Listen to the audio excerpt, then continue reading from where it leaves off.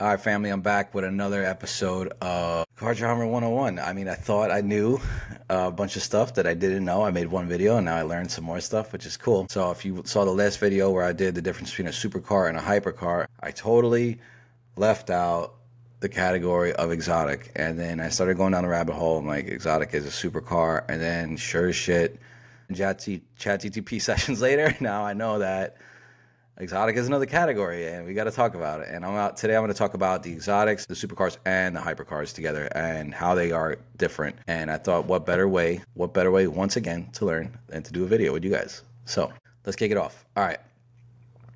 So the exotic car is your attention grabber. That's the main takeaway from this. You know, it's really easy to say that, oh, that car is an exotic. Ooh, that checks all the boxes. Ooh, Lambo is an exotic.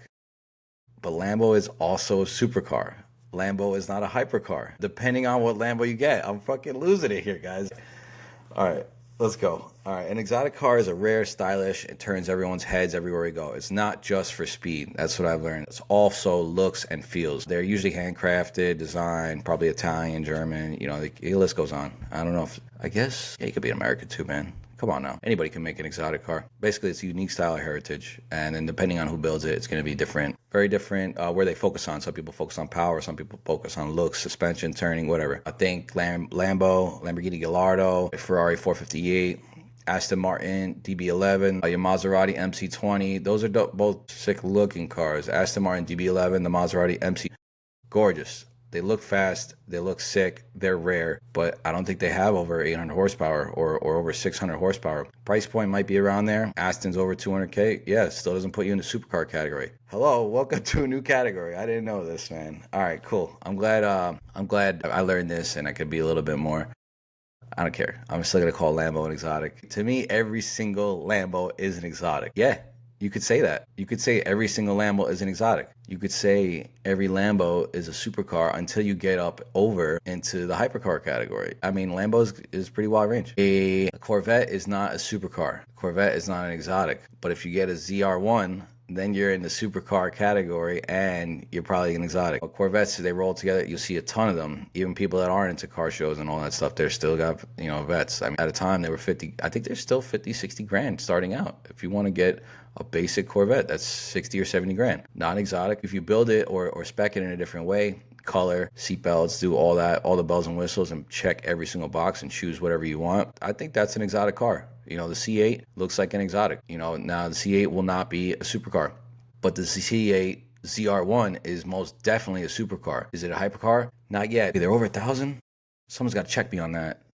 Where's my Corvette? Hopefully there's not too many. I'm not pissing them off. So that now we got the exotic figured out. Let's go to the supercar next. Supercar, it blends exotic looks with extreme performance. So that's what's going to take you into the supercar category. Your exotic won't be a supercar until you got the power to flaunt it. Still some Ferraris, McLarens, they still fall under the exotic, believe it or not. The Aston Martins. I did not know that. When we're thinking supercars, think your McLaren, your 720s, your P1s, I don't know P1, man. That might be a hypercar. All right, let's just stick to the nitty gritty. The 720 McLaren, your Ferrari F8, Huracan, 911 Turbo S. Those are supercars. The key things that makes them a supercar is they're averaging about 600 to 900 horsepower.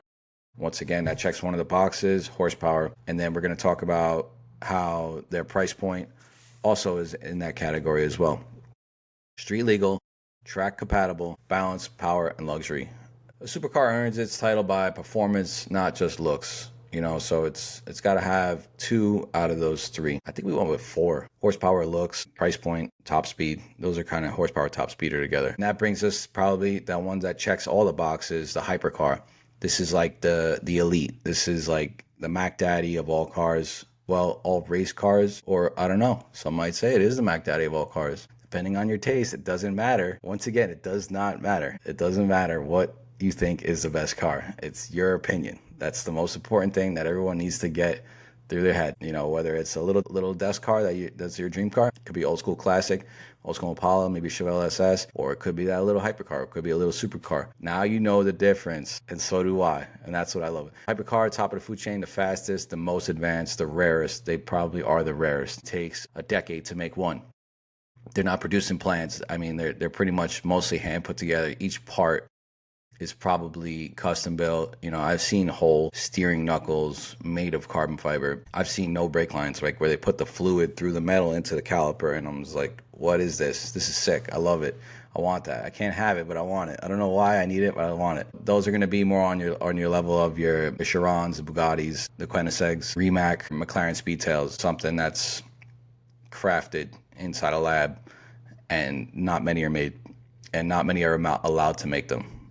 They definitely got some skin in the game to make a hypercar. I don't even think it's nuts and bolts anymore with these guys. They're on some other shit, which I love. Key traits of hypercars: over 1,000 horsepower, over $1 million. They're multi-million-dollar price tags. Often hybrid, electric, sometimes just solely electric, but you'll see gas and hybrid. That's how they get that 1K plus typically. And they're limited, super limited. Like they built one, maybe they built three. That's why they're in the second figures, man, because they're more rare. And they are the best. Let me know what one is your favorite, hypercar, supercar, or just, I'm not going to say plain old exotic, because exotics are sick. A Corvette is not an exotic. Let's end it at that. Corvette is not a supercar. It could be an exotic.